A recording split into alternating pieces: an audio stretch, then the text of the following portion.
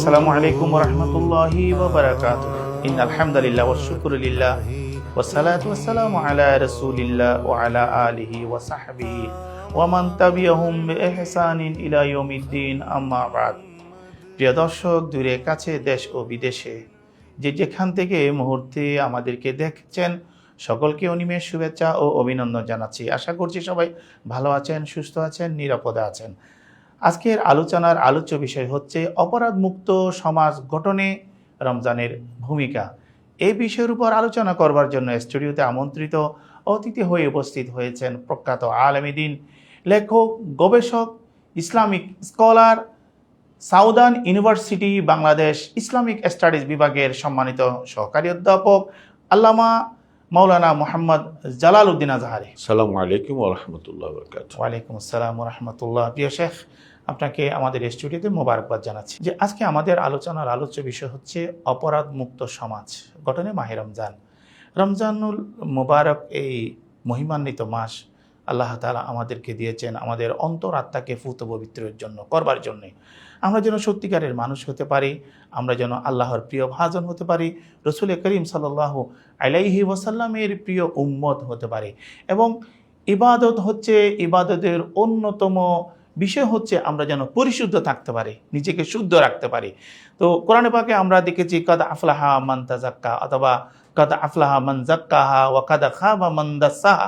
আমরা মনে করি দুনিয়ার মধ্যে ওই সমস্ত মানুষ যার অনেক টাকা আছে, সম্পত্তি আছে, দৌলত আছে, ধন আছে, তারাই সফল মানুষ। আল্লাহ বলেছেন না, যাদের মন, মনন, অন্তর, আত্মার পরিশুদ্ধ রাখতে পারে তারাই সফল মানুষ। তো সুতরাং শুরুতে যে সফল মানুষ ওরাই যাদের অন্তর পরিশুদ্ধ হয় ইবাদতের মাধ্যমে। সেই ইবাদতের মধ্যে অন্যতম ইবাদত হলো সিয়াম সাধনা। এই বিষয়ে আপনি বিস্তারিত বলুন। ধন্যবাদ। আলহামদুলিল্লাহ রাব্বিল আলামিন ওয়াসসালাতু ওয়াসসালামু আলা আশরাফিল খালকি সাইয়্যিদিনা ওয়া নাবিয়্যিনা ওয়া মাওলানা মুহাম্মাদিন ওয়া আলা আলিহি ওয়া সাহবিহি আজমাইন। ধন্যবাদ আপনাকে, অত্যন্ত সুন্দর একটি বিষয় আজকে আলোচনার জন্য নিয়ে এসেছেন। বিশেষ করে যে কথাটা বলেছেন যে মূলত ইবাদত বন্দেগী, এগুলো হলো একজন মানুষকে পরিশুদ্ধ মানুষ হিসেবে গড়ে তোলার মূল উদ্দেশ্য হলো ইবাদত বন্দেগীগুলো। বাস্তবিকই আমরা দেখি যে আমাদের নামাজ, রোজা, হজ, যাকাত যতগুলো ইবাদত আছে, এই ইবাদতগুলোর মূলেই হলো একজন মানুষকে পরিশুদ্ধ মানুষ, তার অভ্যন্তর এবং বাহির দুইটাকেই পরিশুদ্ধ করা। এটাই হলো ইবাদতের মূল উদ্দেশ্য। নামাজ, রোজা, হজ, যাকাত ইত্যাদি সমুদায় ইবাদতের। আমরা দেখি কোরআনের মধ্যে আছে নামাজ সম্পর্কে আল্লাহ কি বলছেন, ইন্না সলাতা তানহা আনিল ফাহশাই ওয়াল মুনকার। নামাজ মানুষকে অশ্লীলতা এবং এই মুনকার, অর্থাৎ যেটা নিষিদ্ধ, অপছন্দনীয়, এই ধরনের কাজ থেকে শরীয়ত বিরোধী অর্থাৎ অশ্লীলতা, বেহায়াপনা এবং নিষিদ্ধ কাজ থেকে নামাজ বিরত রাখে। তার মানে তার নামাজ দেওয়া হয়েছে ইবাদত, যাতে মানুষ নিজেকে কি পরিশুদ্ধ হয় এবং কোনো ধরনের অশ্লীলতা, বেহায়াপনা, কোনো ধরনের নিষিদ্ধ কাজে লিপ্ত না হয়। এখানে হাদিসের মধ্যে অন্য জায়গায় আছে, কেউ যদি নামাজ পড়ার পরেও যদি কোনো অপরাধে লিপ্ত হয়, তাহলে মূলত ওই ব্যক্তির নামাজ তাকে কি করতে পারে নাই, নামাজের মতো হয় নাই। যে নামাজ, যে আনতা আবুদাল্লাহ কাআন্নাকা তারাহু ফাইল্লাম তাকুন তারাহু ফাইন্নাহু ইয়ারাক, যে তুমি আল্লাহর ইবাদত এভাবে করবে যে তুমি আল্লাহ তাআলাকে দেখতে পাচ্ছ। যদি আল্লাহকে দেখতে নাও পাও, তবে তোমাকে বিশ্বাস রাখতে আল্লাহ আমাকে দেখছেন। এই নামাজের মধ্যে আমরা বন্দা যখন দাঁড়াই, তখন বন্দা আল্লাহ তাআলার কুদরতের কদমে সিজদা করে বন্দায় বিশ্বাস রাখে যে আল্লাহ আমাকে দেখছেন। তো আল্লাহ আমাকে দেখছেন, এই বিশ্বাসটা যখন মানুষের নামাজের মধ্যেই এই বিশ্বাসটা গড়ে উঠবে, তখন ওই ব্যক্তি কোনো ধরনের অশ্লীল, বেহায়াপনা এবং বিশেষ করে কোনো নিষিদ্ধ কাজে সে নিজেকে আত্মনিয়োগ করতে পারবে না, কারণ তার বিশ্বাস আছে আল্লাহ তাকে দেখছে।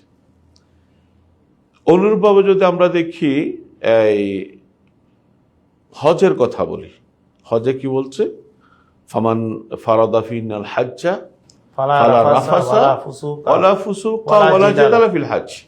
আল্লাহ বলছেন কি, যার উপর হজ ফরজ হয়েছে সে যেন হজের মধ্যে কোনো অশ্লীলতা, কোনো ধরনের বেহায়াপনা, কোনো ধরনের ঝগড়া বিবাদ, হ্যাঁ, এই ধরনের কাজে যাতে সে লিপ্ত না হয়। তাহলে হজের মাধ্যমে আল্লাহ তাআলা মানুষকে পরিশুদ্ধ করার জন্য তার আচার আচরণ, তার টোটাল জীবনকে পরিশুদ্ধ এবং সুন্দর করার জন্য এই ইবাদত হজ আল্লাহ তাআলা দিয়েছেন।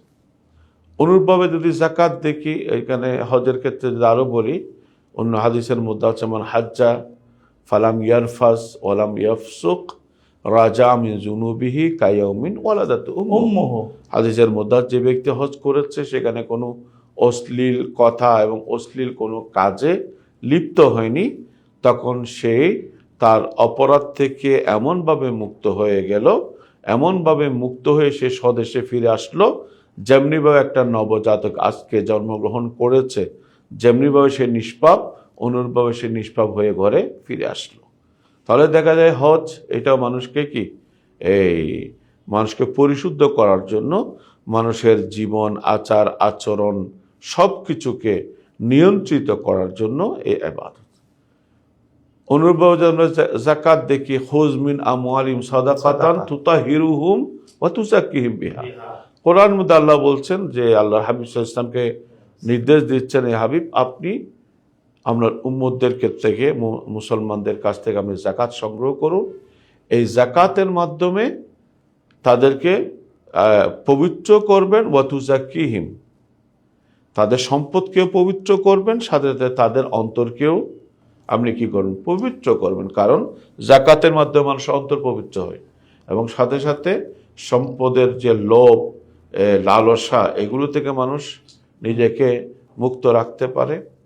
সাথে সাথে এই গরিব মিসকিন বা যারা যাকাত পায় তাদের সাথেও একটা হৃদ্যতার একটা সম্পর্ক সৃষ্টি হয়। তো দেখা যায় যাকাতও মূলত একজন মানুষকে কি পরিশুদ্ধ করার জন্য। আর রোজা তো আছেই, রোজা আল্লাহ তাআলা রোজা দিয়েছেন মানুষকে তাকওয়ার বাস্তব প্রশিক্ষণ এবং বাস্তবভাবে তাকওয়া কাকে বলে তার অনুশীলন এবং চর্চা করার জন্য। সেই জন্যই আমরা দেখি যে রোজার মাধ্যমে আল্লাহ বলছেন কুতিবা আলাইকুমুস সিয়ামু কামা কুতিবা আলাল্লাযিনা মিন ক্বাবলিকুম লাআল্লাকুম তাত্তাকুন। আল্লাহ বলছেন তোমাদের উপর রোজা ফরজ করা হয়েছে যেমনিভাবে পূর্ববর্তীদের উপর ফরজ করা হয়েছিল। রোজা কেন ফরজ করা হয়েছে? আল্লাহ বলছেন যাতে তোমরা তাকওয়া অর্জন করো। তাহলে তাকওয়া অর্জন, সেটার মূল উদ্দেশ্য হলো কি? রোজা। তাহলে তাকওয়া মানে হলো একজন মানুষ তার কথা, তার কাজ, তার চিন্তা ভাবনা, তার আচার আচরণ সব কিছুকে এমনভাবে নিজের নিয়ন্ত্রণে রাখা, পরিমার্জিত রাখা, সুচারুরূপে সম্পন্ন করা, যে আমার সব কাজ আল্লাহ দেখছেন, আল্লাহ জানেন, আল্লাহ শুনেন। তো সুতরাং আমি এমন কোনো কাজ আমি করতে পারি না যে কাজে আল্লাহ রসুল অসন্তুষ্ট হন, এবং এমন কোনো ভালো কাজ আমি ছেড়ে দিতে পারি না যে কাজ ছেড়ে দিলে আল্লাহ রসুল অসন্তুষ্ট হন। এই যে এটাকে বলা হয় তাকওয়া। তাকওয়া অন্য জায়গায় বলা হয় তাকওয়া হলো যে কাজে আল্লাহ রসুল রাজি আছে ওই কাজে যাতে তুমি থাকো, আর যে কাজে আল্লাহ রসুল নারাজ ওই কাজে যাতে তোমাকে পাওয়া না যায়, এটার নাম তাকওয়া। তো এটা হলো পরিপূর্ণভাবে একজন মানুষকে পরিশুদ্ধ করা। তো আপনি আজকে যেই বিষয়টা শিরোনাম হিসেবে রেখেছেন, আমি মনে করি একজন মানুষ, এবং এভাবে মানুষ একজন মানুষকে দিয়ে তো একটা সমাজ গঠিত হয়। আমরা যদি ধরে নিই একটা সমাজ একটা বিল্ডিংয়ের মতো, তাহলে এই সমাজের যতগুলো মানুষ আছে এক একটা ইটের মতো। ইটগুলো যদি ভালো হয়, 1 নাম্বার ইট হয়, তাহলে বিল্ডিংটা 1 নাম্বার হবে, 2 নাম্বার হলে 2 নাম্বার হবে, 3 নাম্বার হলে 3 নাম্বার হবে। অনুরূপভাবে ওই প্রথমেই ওই ব্যক্তি, এই জন্যে রসুল করিম সাল্লাল্লাহু আলাইহি ওয়াসাল্লাম ব্যক্তিকে পরিশুদ্ধ করেছেন, ব্যক্তিকে পরিশুদ্ধ করার চেষ্টা করেছেন, যে ব্যক্তিগুলোই সমাজকে পরিচালনা করবে, সমাজের একটা অংশ।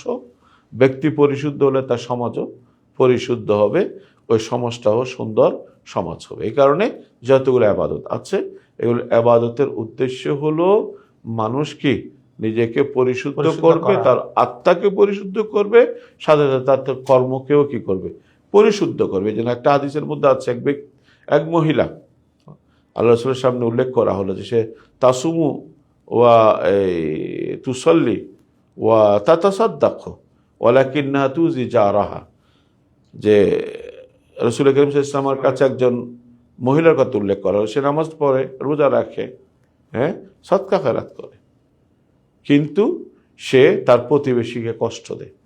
আল্লাহ রাসূল বলেন লা খায়রা ফিহা, ওই মহিলার মধ্যে কোনো কল্যাণ নেই। পক্ষান্তর একজন মহিলা বলা হচ্ছে সেই নামাজ রোজা এগুলো করে, সাথে সাথে সে তার কোনো প্রতিবেশীকে কষ্ট দেয় না। রাসূল করিম সাল্লাল্লাহু আলাইহি ওয়াসাল্লাম বললেন হিয়া মিন আহলিল জান্নাহ, সে কি জান্নাতি। এই জন্য একটা হাদিসের মধ্যে আছে, সাহাবায়ে কারাম একজন আরেকজনকে বলা বলি করছেন যে তোমরা যদি কোনো জান্নাতি মহিলা কি দেখতে চাও? তিনি বললেন হ্যাঁ অবশ্যই, জান্নাতি মহিলা কেন দেখতে চাইবে? তখন ওই মহিলা যাচ্ছে, বলেন এই মহিলাকে রাসূল করিম সাল্লাল্লাহু আলাইহি ওয়াসাল্লাম জান্নাতি মহিলা হিসাবে বলেছেন। তো সুতরাং এই আমাদের যে ইবাদত বন্দেগী এগুলো শুধুমাত্র পালন করব, কিন্তু এর মাধ্যমে আমি নিজেকে পরিশুদ্ধ করব না, সাথে সাথে যে ধরনের অন্যায় কাজগুলো আছে এগুলো থেকে নিজেকে বিরত রাখবো না, তাহলে মূলত এই ইবাদতগুলোর উদ্দেশ্য তা কিন্তু নয়। ইবাদতের উদ্দেশ্য হলো নিজেকে পরিশুদ্ধ করা, কাজকর্ম সবগুলোকে পরিশুদ্ধ করা, আমার মাধ্যমে যাতে সমাজ উপকৃত হয়, দেশ উপকৃত হয়, মানুষ উপকৃত হয়, আমার মাধ্যমে যাতে কোনো মানুষ কষ্ট না পায়, কোনো মানুষের ক্ষতি না হয়, দেশের যাতে ক্ষতি না হয়, সমাজ যাতে ক্ষতিগ্রস্ত না হয়, এটাই হলো একজন মানুষের সামাজিকভাবে তার দায়িত্ব এবং ইবাদতের মূল উদ্দেশ্য। মানুষকে আমরা পরিশুদ্ধ করতে পারলে সমাজ পরিশুদ্ধ অলরেডি হয়ে আছে। যে মোহতারাম, আমরা একটি বিরতিতে যাব, বিরতির পর আপনার কাছ থেকে আমরা আরও আলোচনা শুনব। প্রিয় দর্শক, সময় হয়েছে বিজ্ঞাপন বিরতিতে যাবার। ততক্ষণ আপনাদের প্রিয় ইসলামী অনুষ্ঠান হেরার পথের সাথেই থাকুন। لبيك اللهم لبيك لبيك لا شريك لك لبيك إن الحمد। দুই প্রমাণ গ্রুপের পক্ষ থেকে আপনাদেরকে আন্তরিক শুভেচ্ছা ও অভিনন্দন জানাচ্ছি। আমাদের এই দুই প্রমাণ গ্রুপে যাত্রা শুরু হয় 2012 সাল থেকে। হজ, উমরা, টিকিট, ভিসা সকল সার্ভিসগুলো আমরা এই একই ছাতার নিচে দিচ্ছি। আপনাদের এই সেবাগুলো গ্রহণ করার জন্য আমাদের পরিবার, এই দুই প্রমাণ পরিবারের সাথে আপনারা আস্থা রাখতে পারবেন, সেই প্রত্যাশা আপনাদের প্রতি রাখছি। আসসালামু আলাইকুম ওয়া রাহমাতুল্লাহ।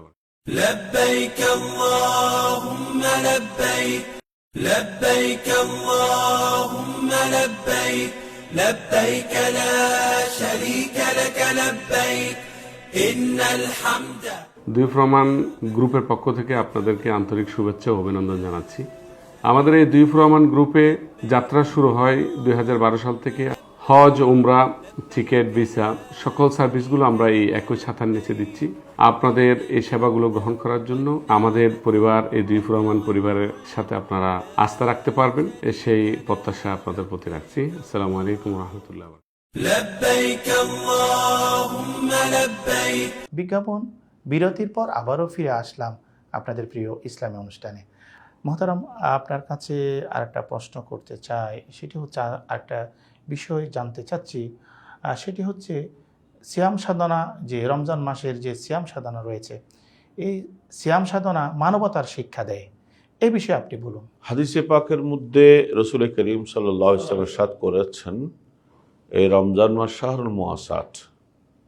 মুআসাত হলো এটা সহানুভূতি, সহমর্মিতা, মানবিকতা। এই এক কথাই বলা হয় যে মানব কল্যাণ, এগুলোর শিক্ষা মাহে রমজান দেয়। কিভাবে? দেখুন, আমরা হাদিস শরীফের মধ্যে দেখি যে রমজান মাসে বিশেষ করে যারা গরিব, মিসকিন, দরিদ্র, তাদের সাথে কোন ধরনের আচরণ করা প্রয়োজন সেই শিক্ষা রমজান দিয়েছে। যে আল্লাহ রাসূল সাল্লাল্লাহু আলাইহি ওয়াসাল্লাম একজন রোজাদারকে ইফতার করালে, মান ফাত্তারা সায়মান কান আল্লাহু মিসলা আজরিস সায়িম, আল্লাহ রাসূল ইরশাদ করেছেন কেউ যদি কোনো একজন রোজাদারকে ইফতার করায় তাহলে এক ব্যক্তি রোজা রেখে যে পরিমাণ সওয়াব পেয়েছে ইফতার করিবে। হ্যাঁ, আবার রাসূল করিম সাল্লাল্লাহু আলাইহি ওয়াসাল্লাম ইরশাদ করেছেন যে এই রমজান মাসে তোমরা যারা কায়িক পরিশ্রম যারা করে, তোমাদের অধীনস্থ যারা আছে, শ্রমিক আছে, তাদের সাথে তোমরা সদাচরণ করো, তাদেরকে তাদের শক্তির বাইরে কোনো কাজে তাদেরকে এই কাজ তাদের উপর চাপিয়ে দিও না, তাদের উপর কাজ কি হালকা করে দাও। তো এটাও একটা মানুষের প্রতি সহানুভূতি এবং মানবিকতা। সাথে সাথে এইখানে রমজানের মধ্যে আরো এই ধরনের অনেকগুলো বিষয় আছে যেগুলোকে মানুষ একদম সততা ন্যায়ের শিক্ষা দেয়, হৃদয়কে স্পর্শ করে। এখানে সততা, ন্যায় ইত্যাদি তো এখানে কল্পনায় করা যায় না। যে কারণ আমরা দেখি এটা আমাদের মাঝে আলহামদুলিল্লাহ অধিকাংশ মানুষের চর্চায়ও আছে যে রমজান আসলে মানুষ চেষ্টা করে যে মিথ্যা না বলার জন্য, কারোর সাথে ধোঁকা প্রতারণা না করার জন্য, ওজনে কম না দেওয়ার জন্য। এই ধরনের যেগুলো এই আমাদের সামাজিকভাবে যে সমস্ত কাজগুলো ধর্মীয়ভাবে তো আছেই নিন্দনীয়, সাথে সাথে সামাজিকভাবে যে কাজগুলো গর্জিত অগ্রহণযোগ্য, এই ধরনের কাজগুলো থেকে মানুষ সাধারণত রোজা রাখা অবস্থায় বিরত থাকার চেষ্টা করে। এই কারণেই রোজাকে বলা হয় আল এমসাক, শুধুমাত্র খাদ্য এবং পানীয় থেকে বিরত থাকা। এটা মূলত রমজান নয়, বরং বলা হচ্ছে হাদিসের মধ্যে মাল্লাম ইয়াদা কাওলা জুরি ওয়াল আমালা বিহি ফালাইসা লিল্লাহি হাজা ফি ইয়াদা তাআমা ওয়া শারাবা। আল্লাহ ইরশাদ করেছেন কেউ যদি মিথ্যা ছাড়লো না এবং মিথ্যার সাথে সম্পর্কিত যে ধরনের কাজগুলো আছে সেগুলো ছাড়লো না, অর্থাৎ একটা হলো বলা, একটা হলো করা। তো যত ধরনের মিথ্যা এবং মিথ্যার সাথে সংশ্লিষ্ট, মিথ্যার সাথে প্রতারণা আছে, ধোঁকা আছে, আমানতের খেয়ানত আছে, ওজনে কম দিয়ে আছে, এই ধরনের যতগুলো আছে, এই ধরনের কাজগুলো যেগুলো মানুষ স্বাভাবিকত বেশি করে থাকে, যেই পরিহার করবে না, ত্যাগ করবে না, আল্লাহ রাসূল সাল্লাল্লাহু আলাইহি ওয়াসাল্লাম ইরশাদ করলেন ওই ব্যক্তির রোজা এটা প্রকৃতপক্ষে কি রোজা নয়। সেই রোজা রেখেছে, বলেন এই ব্যক্তির রোজার মধ্যে আল্লাহর কাছে কোনো কিছু পাবার নেই। যেখানে আল্লাহ তাআলা রোজার জন্য অনেক প্রতিদানের কথা আল্লাহ তাআলা হাদিসে কুদসির মধ্যে বলেছেন, আল্লাহ রাসূল সাল্লাল্লাহু আলাইহি ওয়াসাল্লাম হাদিসের মধ্যে বলেছেন। এখানে হাদিসের মধ্যে আল্লাহ রাসূল ইরশাদ করছেন ওই যে ব্যক্তি মিথ্যা বলা এবং মিথ্যা অনুযায়ী কাজ করাকে ছাড়তে পারেনি, সেই ব্যক্তি রোজা রেখেও সে আল্লাহর কাছে কোনো কিছু তার প্রতিদান পাবে, সেটা আশা করা তার জন্য ঠিক হবে, সমীচীন নয়। মহতারাম, আরেকটা বিষয় আপনি আমাদেরকে বলুন, যেটি হচ্ছে এখন বর্তমানে রন্ধ্রে রন্ধ্রে দেখা যায় দুর্নীতি। এই দুর্নীতি মুক্ত সমাজ গঠনে রোজার একটি বিশেষ ভূমিকা রয়েছে, এই বিষয়ে একটু বলুন। আসলে রোজায় আমাদেরকে বাস্তবিক প্রশিক্ষণ দিচ্ছে যে যেই ধরনের সামাজিক যত ধরনের অপরাধ আছে, যত ধরনের দুর্নীতি আছে, সামাজিকভাবে যা গর্জিত কাজগুলো আছে, এগুলো থেকে যাতে মানুষ বিরত থাকে, এটা শিক্ষা মাহে রমজান আমাদেরকে দিচ্ছে।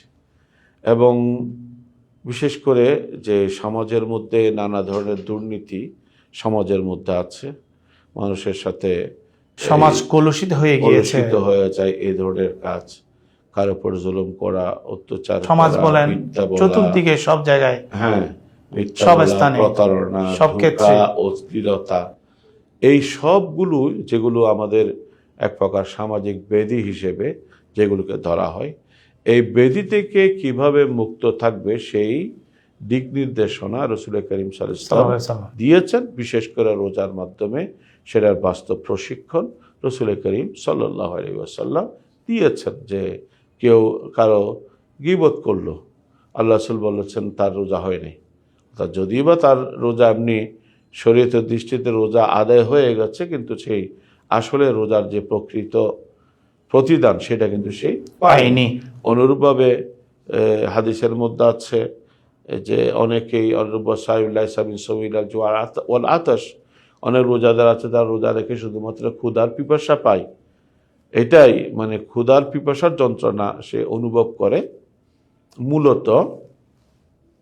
মূলত সে ব্যক্তি রোজার যে আসল উদ্দেশ্য, যে উদ্দেশ্যে আল্লাহ তাআলা আমাদেরকে রোজা দিয়েছেন, কোরআনের মধ্যে আল্লাহ বলছেন লাআল্লাকুম তাত্তাকুন, তোমার যাতে তাকওয়া অর্জন করতে পারো, সেই ব্যক্তি কিন্তু আসলে তাকওয়া অর্জন করতে পারেনি এই রোজার মাধ্যমে। তো সুতরাং তাকওয়া অর্জন করতে না পারলে এটা রোজা হয় না, এটা শুধুমাত্র উপবাস থাকা অথবা কি পিপাসার্থ থাকা হয়।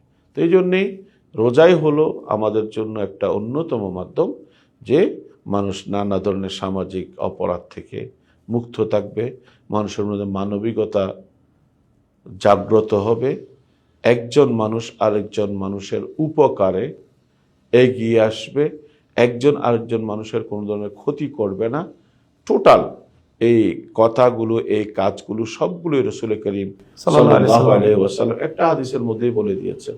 আল্লাহ তাআলা কোরআনের মধ্যেই বলে দিয়েছেন। তাকওয়া বলতে সবকিছু, এক কথাই তাকওয়া মানে সকল প্রকার নিন্দনীয় বর্জনীয় কাজগুলোকে ত্যাগ করা, সকল প্রকার প্রশংসনীয় কাজগুলো করার চেষ্টা করার চেষ্টা করা, এটার নাম হলো তাকওয়া।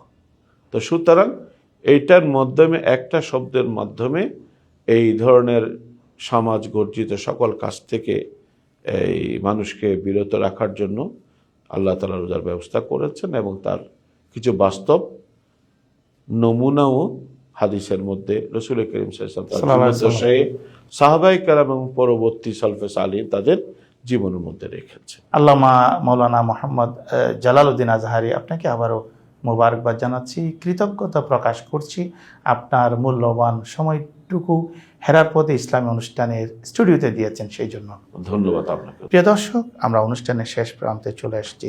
চমৎকার একটি বিষয় নিয়ে আজকে আমরা বিজ্ঞ আলোচকের কাছ থেকে আলোচনা শুনেছি। আসুন আমরা রমজান আল্লাহ তাআলা কেন দিয়েছেন, এই মাসের সিয়াম সাধনা, যাবতীয় ইবাদত বন্দেগী আল্লাহর খুবই পছন্দের। ইসলাম শান্তি, শান্তির পথে চলা। ইসলাম শব্দের অর্থ হচ্ছে আল্লাহ তার রসুল সাল্লাল্লাহু আলাইহি ওয়াসাল্লামের আনুগত্য। রাসূলুল্লাহ সাল্লাল্লাহু আলাইহি ওয়াসাল্লামের মাধ্যমে যে পূর্ণাঙ্গ একটি শরীয়ত পেয়েছি, সেটার আনুগত্য।